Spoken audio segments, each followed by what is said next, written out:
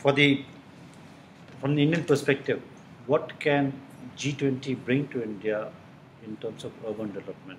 Is it technology? Is it experience? I think your question is wrong. G20 itself is not to bring to India. The question is what should be the role of G20? Yeah, right. That's what I mean. Well, the G20 was set up during the financial crisis of 2008, and it can play now, 3 years down the road. It can play a role of governance, financial governance, which is very important because we are seeing financial collapses. In Europe, we are seeing continued financial stress in the United States.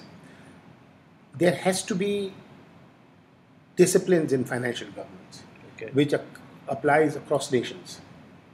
You can't have a system in one country, which is a system based, which leads to huge financial issues which shake not only the country, but shake the system, especially the larger countries.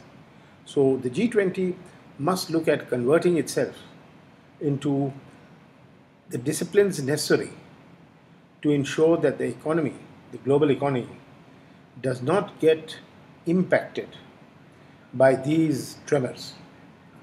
Okay, but more specifically to urban development and the development of India per se, many of these countries have had a lot of long experience in, urbanization. I'm just rushing through it. You know the way I do it. Yeah. One of the biggest challenges in India is urbanization, and by the end of the next decade, we will have 600 million people, which is almost larger than Europe, living in our urban areas. The experiences of countries in Europe and other countries is very important to be shared with India. India has a young population, which is highly mobile. 70% of our GDP at the end of the next decade will be in our urban areas. New job opportunities of an equal amount, 70%, will be in our urban areas. How do we address this huge issue? Both in terms of creating habitats, creating sustainable habitats, creating water, sewage. How do we look at suburbanization, planned suburbanization? These are all challenges which many of the G20 countries have faced. And there are many areas for cooperation with them in this. Okay. If you were to pick up one area where you are most optimistic about meeting the challenge head on within the urbanization that you have planned, where do you think we have made the maximum progress in the last 5, 7, 8 years? Well, we've had our urban renewal mission programs which have worked. There's a lot to learn from that first scheme we had. We're going to be launching the second scheme. But an important area is urban transportation, where we're looking at metros, where cities above 3 million should have metros. We are looking at that.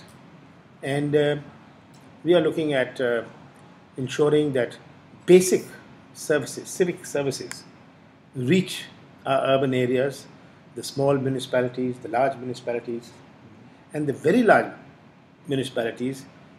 I would like to see them really build themselves up to a credible financial position, so that in the next few years they can look at municipal bonds and make themselves financially viable. Okay. And one area where you think where India needs to go the furthest, where we haven't really performed as per our potential? Well, it's in our lack of civic services. Our urban infrastructure is very poor, and we need to not only catch up with the past urban infrastructure deficit, but also to be able to build for the future urbanization which will. Questions. You're preparing the next phase of the JNNURM. What would the highlights be of that? Well, we are looking at various things, learning from the first phase, where we want to look at the areas which are most neglected, like its roads in our small municipalities, medium-sized municipalities, which don't which attract the attention of nobody, because they don't come under the state government doesn't look at it as a municipal activity, and nobody looks at it. That's one area. Then is drinking water is a huge issue. We are trying to develop PPP projects, viable PPP projects, in waste management, in drinking water, in recycling, Yeah. and we are looking at viable models which will attract investment. Okay. Are you happy with the kind of investments you got so far in these three areas? Well, Sewage. we've had very little investments on PPP. We've got only one or two successful models, but we are working on models. We just can't have a PPP. We got to have a PPP which works. Okay. So we are working with financial institutions to see which is the ones they'll fund. But why do you think? I mean, we haven't had many more investors coming in because business is here. Because we did not have the right PPP models. That's the Do bottom you line. think it can also be because the overseas players aren't really aware of these, the measures taken by the ministry, by the government?